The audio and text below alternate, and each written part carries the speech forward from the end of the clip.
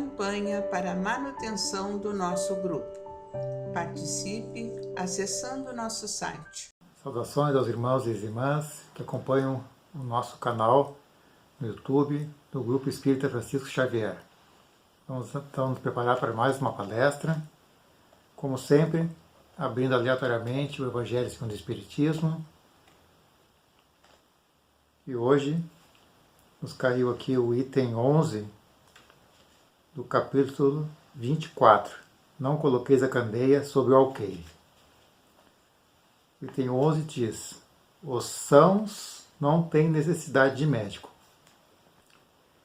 Jesus, estando à mesa na casa desse homem, Mateus, aí vieram muitos publicanos e pessoas de má vida que se assentaram à mesa com Jesus e seus discípulos. O que os fariseus, tendo visto, disseram aos seus discípulos: por que vosso mestre come com os publicanos e pessoas de má vida? Mas Jesus, os tendo ouvido, disse-lhes: os sãos não têm necessidade de médico, mas os doentes. Jesus se dirigia sobretudo aos pobres e aos deserdados, porque são os que têm maior necessidade de consolações, aos cegos dóceis e de boa fé, porque pedem para ver, e não aos orgulhosos que creem possuir toda a luz e não ter necessidade de nada. Essas palavras, como tantas outras, encontram sua aplicação no Espiritismo. Admira-se por vezes que a mediunidade seja concedida a pessoas indignas e capazes de fazer mau uso dela. Parece, disse, que uma faculdade tão preciosa deveria ser atributo exclusivo dos mais merecedores. Digamos primeiro que a mediunidade se prende a uma disposição orgânica da qual todo homem pode estar dotado, como a de ver, de ouvir, de falar. Não há uma da qual o homem, em virtude do seu livre-arbítrio, não possa abusar. E se Deus não houvesse concedido a palavra, por exemplo, senão aos que são incapazes de dizer coisas más, haveria mais mudos que falantes. Deus deu ao homem as faculdades e o deixa livre para usá-las, mas pune sempre aqueles que delas abusa. Se o poder de se comunicar com os espíritos não fosse dado senão aos mais dignos, qual aquele que ousaria pretendê-lo? Onde estaria, aliás, o limite da dignidade e da indignidade? A mediunidade é dada sem distinção, a fim de que os espíritos possam levar a luz em todas as fileiras, em todas as classes da sociedade, ao pobre como ao rico, aos sábios para os fortalecer no bem, aos viciosos para os corrigir. Estes últimos não são os doentes que têm necessidade de médico? Por que Deus, que não quer a morte do pecador, o privaria do socorro que pode tirá-lo do lamaçal? Os bons espíritos vêm, pois, ajudá-lo a seus conselhos que ele recebe diretamente. São de natureza a impressioná-lo mais vivamente do que se os recebesse por outros caminhos. Deus, em sua bondade, para lhe poupar o trabalho de ir procurar a luz ao longe, lhe coloca na mão. Não é bem mais culpado se não o considerar? Poderá se desculpar por ignorância quando terá inscrito ele mesmo, visto com seus olhos, ouvido com seus ouvidos e pronunciado com sua boca a sua própria condenação? Se não aproveita, é então que é punido com a perda ou desmoralização de sua faculdade, da qual os maus espíritos se apoderam para obsediá-la e enganá-lo, sem prejuízo das aflições reais com que Deus atinge seus servidores indignos, seus corações endurecidos pelo orgulho e pelo egoísmo.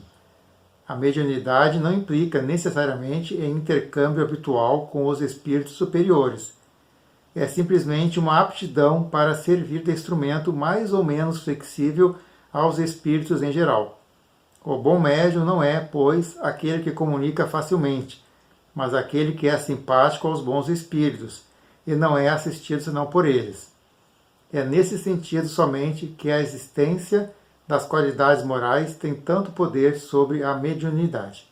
Bom, meus irmãos, podemos parar por aqui. Só relembrando o título do capítulo, né? Os sãos não têm necessidade de médico. E aqui nós podemos começar a fazer uma reflexão, né, sobre essa questão que esse texto nos convida, né, que Jesus ia aos mais necessitados ou também aqueles que estavam já abertos à renovação, já buscando a melhoria, que é o terreno fértil, né, meus irmãos? E aí nós temos que nos colocar onde nós estaríamos nessa situação.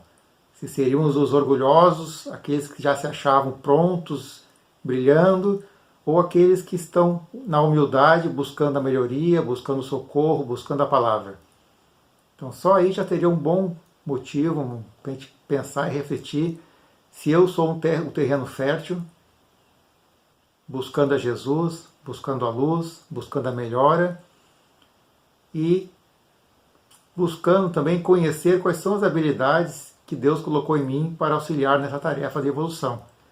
E nós sabemos, e foi dito no texto aqui, que a mediunidade não é nada muito extraordinário, é uma qualidade, é uma aptidão, uma ferramenta a mais que nós temos, assim como ouvir, falar e enxergar, ou até a questão de agir pelas mãos.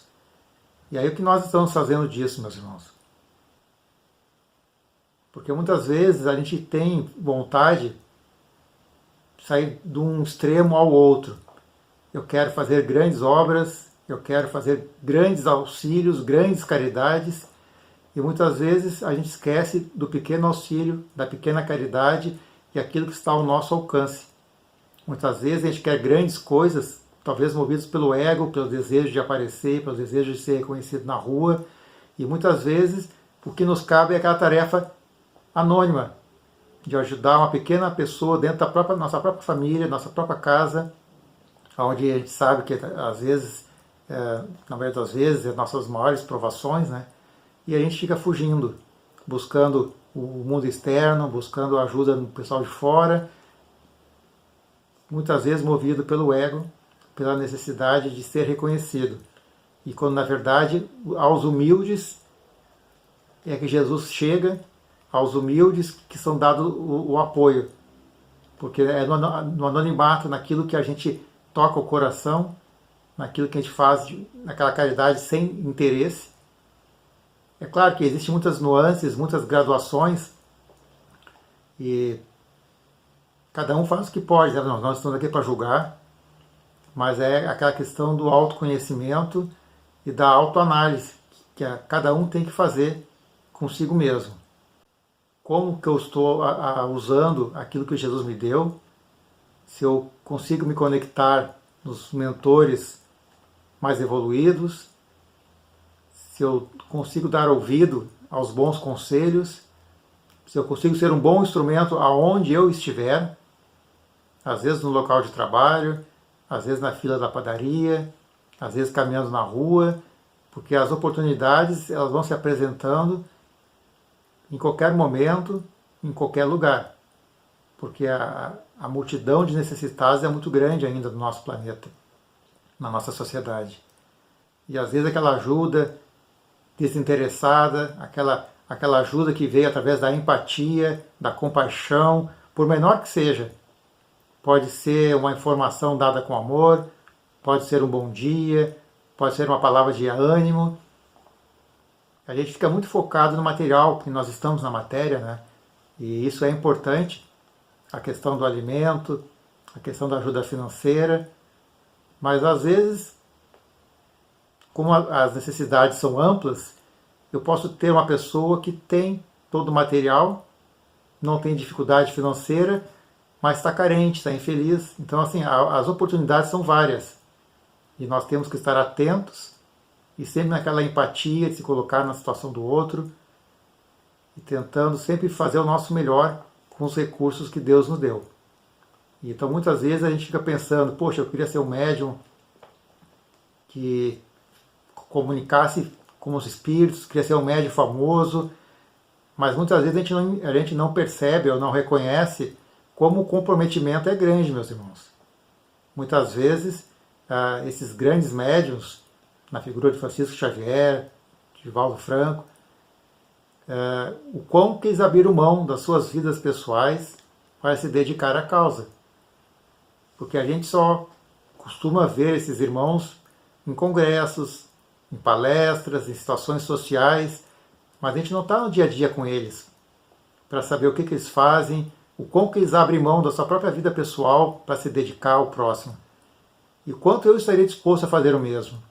Então, se Deus é sábio e nos dá de acordo com as nossas necessidades e de acordo com as nossas obras, o pequeno faz tanta diferença quanto o grande. Porque se eu tenho várias pessoas fazendo poucas coisas, o somatório disso vai ser enorme, meus irmãos.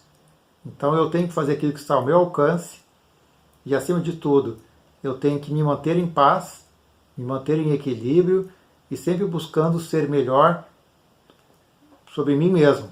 Eu de hoje tenho que ser melhor do que eu fui ontem e amanhã eu tenho que procurar ser melhor do que eu sou hoje. E nessa caminhada a gente vai ajudando quem está ao nosso alcance na medida do possível e das nossas possibilidades.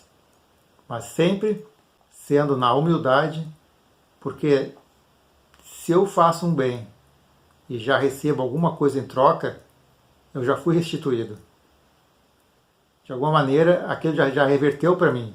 Agora, se eu faço o bem sem imaginar nada, porque às vezes a retribuição vem espontânea, isso não é problema. Às vezes o reconhecimento vem ao natural, mesmo que eu não busque, mesmo que eu não queira isso. Mas o fato do reconhecimento, o fato do exemplo estar frutificando, estar estimulando outros irmãos a fazerem o mesmo, já nos traz o bem, já é uma recompensa que já deveria nos deixar felizes. Poxa, já consegui fazer a diferença. Seja em casa, seja na rua, no trabalho, eu hoje fiz a diferença. Num pequeno evento, num pequeno incidente, numa pequena prova. E assim nós vamos indo, meus irmãos, colecionando essas pequenas vitórias, sempre no final do dia fazendo aquela reflexão de como é que foi esse dia que se finda, aonde que eu pude colaborar, nem que seja com um bom dia, com a cortesia, com a cordialidade, com uma boa educação, aonde eu dei a palavra de consolo, aonde eu dei a palavra de estímulo, aonde eventualmente eu tive uma possibilidade de ajudar financeiramente o irmão menos favorecido, sempre naquela humildade, sempre no anonimato, para que também não ofenda quem está recebendo, sem aquela sensação que eu sou alguma coisa a mais do que os irmãos que eu estou ajudando, porque assim como eu ajudo, eu também sou ajudado, e nessa troca de amores e de caridades, a gente vai se apoiando e todos nós vamos evoluindo, cada um na sua velocidade, mas todos evoluindo. E aí, claro, aqueles irmãos que, como disse aqui no texto, né, os sãos não têm necessidade de médico. Então, como todos nós, de alguma maneira, somos doentes de alma, nós temos alguma coisa a melhorar, nós precisamos do médico. E o nosso médico mais famoso e mais conhecido é o Mestre Jesus, o grande médico de almas. E é a ele que nós recorremos numa prece, numa oração, nos tentando seguir o seu exemplo, que a gente procura também auxiliar os outros. Como sempre se pede, se eu costumo pedir, né, meus irmãos, que eu quero ser um trabalhador na seara do Cristo. O que é ser um trabalhador na seara do Cristo? Em primeiro lugar, é tentar seguir os seus exemplos, tentar fazer o que ele fez. Eu digo tentar porque muitas vezes nós não vamos conseguir na sua plenitude. Mas quanto mais próximos nós conseguirmos chegar no exemplo do Mestre, na parte prática, melhor para nós, menor para a sociedade e melhor para o planeta. Porque cada um fazendo a sua parte, o todo se beneficia. Então, sempre tendo o Mestre Jesus como nosso guia, nosso exemplo, nosso mentor, sempre procurando estudar, aprofundar e conhecer seus ensinamentos e conhecer, que eu digo assim, adquirir conhecimento racional na mente, mas sempre colocando o coração para botar em prática aquilo que nós já conseguimos compreender e interiorizar e, de alguma maneira, botar em prática, sempre pensando na nossa paz, na nossa luz, e que isso seja um exemplo para estimular os outros irmãos que estão juntos conosco nessa caminhada. Vamos passar agora para a parte de preces e radiações. Irmãos, vamos unir nossas almas confiantes para dedicar nosso pensamento e sentimentos fraternos para quem precisa, quem está carente de saúde e de paz.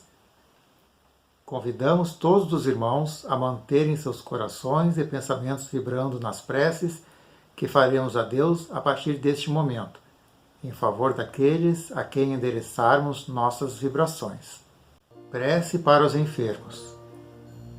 Neste momento, abrimos uma corrente de vibrações em benefício de nossos irmãos enfermos, que se encontram em nossas casas, hospitais, casas de caridade e demais locais onde se acham passando por dolorosas provações. Senhor, pedimos alívio para estes irmãos, que o Teu infinito amor permita que os divinos mensageiros possam deles se aproximar, suavizando-lhes o sofrimento. Senhor, se as Tuas leis permitirem que possam recuperar a saúde e tenham muita coragem e esperanças sob a Tua misericórdia infinita. Prece para os desencarnados. Pai, lembramos com muito carinho dos nossos irmãos desencarnados, pedindo Tuas bênçãos a esses irmãos queridos, que possam despertar para a realidade espiritual sob a luz da verdade e de Teu sublime amor. Que se esclareçam, se libertem de todas as perturbações, reanimem-se e progridam envolvidos na força da Tua amorosa proteção. Prece para os lares. Pai, precisamos que o Teu amor ilumine os nossos lares, afastando as trevas da incompreensão, dos vícios, do sofrimento, das perturbações espirituais. Ajuda-nos, Pai, a compreender que somos todos Teus filhos, formando uma família com que temos a necessidade de aprender a amar, auxiliando-nos uns aos outros. Que em seus lares reine a harmonia e a paz sob as Tuas bênçãos divinas. Prece para a paz no mundo. Em Ti, Senhor, está a força suprema do bem e da paz que governa o universo. Abençoa os dirigentes de todas as nações, especialmente os do nosso país, que saibam governar bem sob a Tua proteção, no sentido da ordem e da fraternidade universal. Prece de encerramento. Graças, Senhor, por estes momentos felizes e pela assistência amorosa dos bons espíritos. Abençoa-nos, seja feita a Tua vontade, despede-nos na Tua paz e que assim seja. Campanha para a manutenção do nosso grupo. Participe acessando nosso site